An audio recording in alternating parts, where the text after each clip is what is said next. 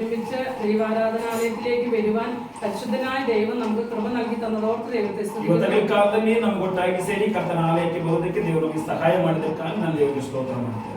പുതിയതായി ഇന്ന് പലകാലം വന്നിരിക്കുന്ന എല്ലാ സഹോദരിമാർക്കും ഞങ്ങളുടെ സഭയായിട്ട് ഞങ്ങളുടെ കുടുംബമായിട്ടുമുള്ള വന്ദനത്തെ അറിയിക്കുന്നു. ಹೊಸದಾಗಿ ಬಂದಿರುವಂತ ಎಲ್ಲ ಸಹೋದರಿಯರಿಗೂ ಸಹೋದರರಿಗೂ ನಾವು ಕುಟುಂಬವಾಗಿಯೂ ವಂದನೆಗಳನ್ನು ತಿಳಿಸ್ತಾ ಇದ್ದೇವೆ. ഏത് ദിവസമാണ് ഇന്ന് എന്ന് നമുക്കറിയാം. ಇವತ್ತಿನ ದಿನದ ಪ್ರಾಮುಖ್ಯತೆಯನ್ನು ನಮಗೆ ಚೆನ್ನಾಗಿ ಗೊತ್ತಿದೆ. ക്രിസ്മസ് എന്ന ദിവസമാണ് ഇന്ന് പകൽക്കാലം. ಇವತ್ತಿನ ಕಾಲ ಕ್ರಿಸ್ಮಸ್ ಎಂಬ ಒಂದು ದಿನವಾಗಿದೆ. എന്നാൽ ക്രിസ്മസ് എന്ന് പറഞ്ഞാൽ എന്താണെന്ന് ദൈവത്തിന്റെ വചനത്തിൽ പറയുന്നു. ക്രിസ്മസ് ಅಂದರೆ ಏನೆಂಬುದನ್ನು ಸತ್ಯವೇದದಲ್ಲಿ ಹೇಳಲ್ಪಡುತ್ತದೆ. ക്രിസ്മസ് നമുക്ക് ദൈവമക്കളായിരിക്കുന്ന എല്ലാവർക്കും ക്രിസ്മസ് എന്ന് പറഞ്ഞാൽ എല്ലാ ദിവസവും ക്രിസ്മസ് ആണ്. ದೇವರ ಮಕ್ಕಳ ಈ ದೇಶ ವಿಷಯದಲ್ಲಿ ನಾವು ನೋಡೋದಾದ್ರೆ ನಮಗೆ ವರ್ಷದಲ್ಲಿ ಒಂದು ಸ್ಥಳ ಮಾತ್ರವಲ್ಲ ಕ್ರಿಸ್ಮಸ್, ನಮ್ಮ ಜೀವಿತ ಪೂರ್ತಿ ನಮಗೆ ಕ್ರಿಸ್ಮಸ್. കാരണം എന്തുകൊണ്ടാണ്? ಏನು ಕಾರಣ ಗೊತ್ತಾ? നമ്മൾ രക്ഷിക്കപ്പെട്ട് സ്നാനപ്പെട്ട് പാപത്തിൽ നിറയപ്പെട്ട നമ്മളെ ക്രിസ്തുവിനോട് കർത്താവ് ചേർത്ത് നിർത്തിയത് കൊണ്ടാണ് ഇന്ന് നമ്മളെല്ലാവരും ഈ ദിവസം ഇന്നിവിടെ വന്നിരിക്കുന്നത്. ಪಾಪದಲ್ಲಿ ಇದ್ದಂತ ನಮ್ಮನ್ನು ಯೇಸು ಕ್ರಿಸ್ತನು ನಮ್ಮ ಪಾಪಗಳನ್ನು ಕ್ಷಮಿಸಿ ಕರ್ತನೊಟ್ಟಿಗೆ ಸೇರಿಸಿ ನಿಲ್ಲಿಸಿದ್ದರಿಂದ ನಾವೆಲ್ಲರೂ ಇವತ್ತು ಬಂದಿದ್ದೇವೆ. ദൈവത്തിന്റെ വചനം പറയുന്നു, ഒരുവൻ ക്രിസ്തുവിലായാൽ അവൻ പുതിയ സൃഷ്ടിയാകുന്നു. ದೇವರ ವಾಕ್ಯ ಹೇಳ್ತದೆ, ಸತ್ಯವೇದ ಹೇಳ್ತದೆ, ಒಬ್ಬನು ಕ್ರಿಸ್ತನಲ್ಲಿ ಇದ್ದರೆ ಆತ ನೂತನ ಸೃಷ್ಟಿ ಎಂಬುದಾಗಿ. പഴയതെല്ലാം കഴിഞ്ഞുപോയി. ದೇವರ ವಾಕ್ಯ ಹೇಳ್ತದೆ, ಪೂರ್ವದೆಲ್ಲ ಹೊರಟು ಹೋಯಿತು, ഇതാ അത് പുതുതായി തീർന്നിരിക്കുന്നു. ಇಗೋ ಅದು ಹೊಸದಾಗಿ ಮಾರ್ಪಟ್ಟಿದೆ. അപ്പൊ ഇനി നമ്മൾ ആരല്ല, പഴയ മനുഷ്യരല്ല. ಇನ್ನು ನಾವು ಹಳೆಯವರಲ್ಲ, ನಾವು ಇನ್ನು ಹೊಸವರಾಗಿದ್ದೇವೆ. ഹല്ലേലൂയ. പുതിയതായി നമ്മൾ ദൈവസന്നിധിയിൽ വന്നിരിക്കയാൽ നമുക്ക് സന്തോഷിക്കുവാൻ ഇന്ന് പകൽക്കാലം കാരണമുണ്ട്. ಅದನ್ನ ನಮಗೆ ಇವತ್ತು ನಾವು ಇಲ್ಲಿ ಬಂದಿರುವುದರಿಂದ ನಮಗೆ ಇಲ್ಲಿ ಬಂದು ಕೂತ್ಕೊಳ್ಳೋದಕ್ಕೆ ನಮಗೆ ಕಾರಣವಿದೆ. കാരണം എന്താണ്? യേശുവിന്റെ രക്തത്താൽ നമ്മളെ കഴുകി ശുദ്ധീകരിച്ചു. ಕಾರಣ ಏನಂದ್ರೆ ಯೇಸು ಕ್ರಿಸ್ತನ ರಕ್ತವು ನಮ್ಮನ್ನು ತೊಳೆದು ಶುದ್ಧೀಕರಿಸಿದೆ. ഹല്ലേലൂയ. ഒരു രക്തം മൂലമായിട്ട് നമുക്ക് എന്തില്ല? പാപ വിമോചന ഇല്ല. ಯೇಸು ಕ್ರಿಸ್ತನ ರಕ್ತ ಮೂಲಕವಾಗಿ ಯಾವುದೇ ರಕ್ತದಲ್ಲಿ ಪಾಪ ವಿಮೋಚನೆ ಇಲ್ಲ. എന്നാൽ യേശുവിന്റെ രക്തത്താൽ മാത്രമാണ് നമുക്ക് ശുദ്ധീകരണവും വിടുതലുമുള്ളത്. ಆದರೆ ಯೇಸು ಕ್ರಿಸ್ತನ ರಕ್ತದಲ್ಲಿ ಮಾತ್ರವೇ ನಮಗೆ ಪಾಪ ವಿಮೋಚನೆ ಮತ್ತು ಶುದ್ಧೀಕರಣ ಇರುವುದು. ഹല്ലേലൂയ. ഒത്തിരി കാളകളുടെയും മൃഗങ്ങളുടെയും ആട്ടുകൊറ്റന്മാരുടെയും രക്തമുണ്ട്. ಅನೇಕ ಹೋತ ಓರಿಗಳ ರಕ್ತವಿದೆ. എന്നാൽ അതിലല്ല ദൈവമക്കൾക്ക് വിടുതൽ കർത്താവ് തന്നത്. ಆದರೆ ಅವೆಲ್ಲವುಗಳಿಂದ ಕರ್ತನಾದ ಯೇಸು ಕ್ರಿಸ್ತನಿಗೆ ಬಿಡುಗಡೆ ಕೊಟ್ಟದ್ದು. യേശുവിന്റെ രക്തം സകല പാപവും പോക്കി നമ്മെ ശുദ്ധീകരിക്കുന്നുവെന്ന് ദൈവത്തിന്റെ വചനം നമ്മളോട് കൃത്യമായി ഇടപെടുന്നു. ಆ ಯೇಸು ಕ್ರಿಸ್ತನ ರಕ್ತವು ನಮ್ಮನ್ನು ಶುದ್ಧಿ ಮಾಡಿ ನಮಗೆ ಬಿಡುಗಡೆ ಕೊಡುತ್ತೆ ಎಂಬುದಾಗಿ ಸತ್ಯವೇದ ಹೇಳ್ತದೆ. അതുകൊണ്ട് ക്രിസ്മസ് എന്ന് പറഞ്ഞാല് ക്രിസ്തു നമ്മളിൽ ജനിക്കുന്നു എന്നാകുന്നു. ಅಂದ್ರೆ ಕ್ರಿಸ್ಮಸ್ ಅಂದ್ರೆ ಏನು ಅರ್ಥ ಅಂದ್ರೆ ಯೇಸು ಕ್ರಿಸ್ತನು ನಮ್ಮಲ್ಲಿ ಹುಟ್ಟಬೇಕು. ഒരു ദിവസം മാത്രമല്ല നമ്മൾ ജനിക്കുന്നത്, ನಾವು ಒಂದು ದಿನ ಮಾತ್ರವಲ್ಲ ಹುಟ್ಟುವುದು. യേശുവിനെ സ്വന്തം രക്ഷിതാവായി നമ്മൾ സ്വീകരിച്ച ശേഷം, ಯೇಸು ಕ್ರಿಸ್ತನನ್ನು ನಾವು ಸ್ವಂತ ರಕ್ಷಕನಾಗಿ ಸ್ವೀಕರಿಸಿದ ನಂತರ നമ്മൾ പുതിയ ഒരു ഹൃദയമായി നമ്മുടെ ദൈവസന്നിധാനത്തിൽ വന്നിരിക്കുകയാണ്. ನಾವು ಒಂದು ಹೊಸ ಹೃದಯದ ಮೂಲಕವಾಗಿ ಯೇಸು ಸಮ್ಮುಖದಲ್ಲಿ ಬಂದಿದ್ದೇವೆ. അതുകൊണ്ട് നമുക്ക് ഇന്ന് പകൽക്കാലം കർത്താവിന്റെ സന്നിധാനത്തിൽ നമ്മൾ സമർപ്പിച്ചു കൊടുക്കാം. ಅದನ್ನು ನಮಗೆ ಕರ್ತನ ಸಮ್ಮುಖದಲ್ಲಿ ಸಮರ್ಪಿಸಿಕೊಡೋಣ. നമ്മൾ ആരാണ്? ദൈവത്തിന്റെ മക്കളാണ്. ನಾವು ಯಾರಾಗಿದ್ದೇವೆ? ಯೇಸು ಕ್ರಿಸ್ತನ ಮಕ್ಕಳಾಗಿದ್ದೇವೆ.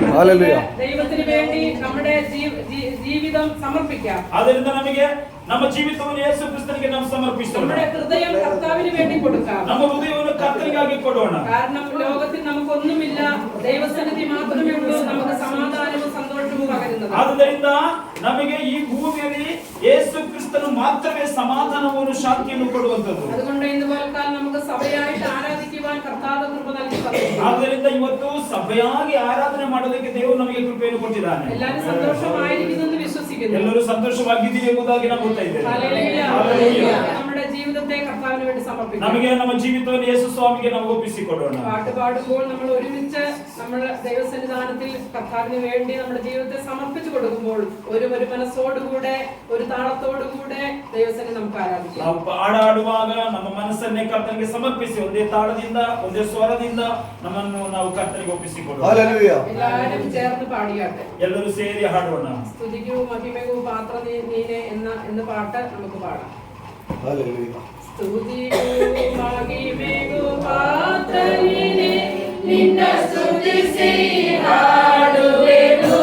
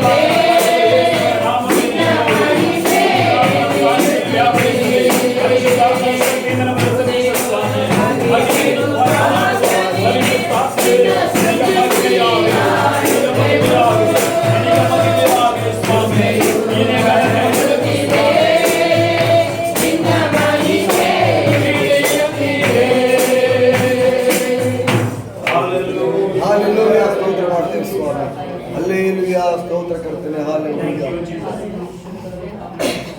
ಪ್ರೈಸ್ ಮಾಸ್ಟರ್ ಜೀಸಸ್ ಹಲ್ಲೆಲೂಯಾ ಸ್ತೋತ್ರ ಮಾಡ್ತೇನೆ. ಆಮೆನ್. ಕೃಪಾ ಕೃಪಾ ಕೃಪಾ ಕೃಪಾ ಕೃಪಾ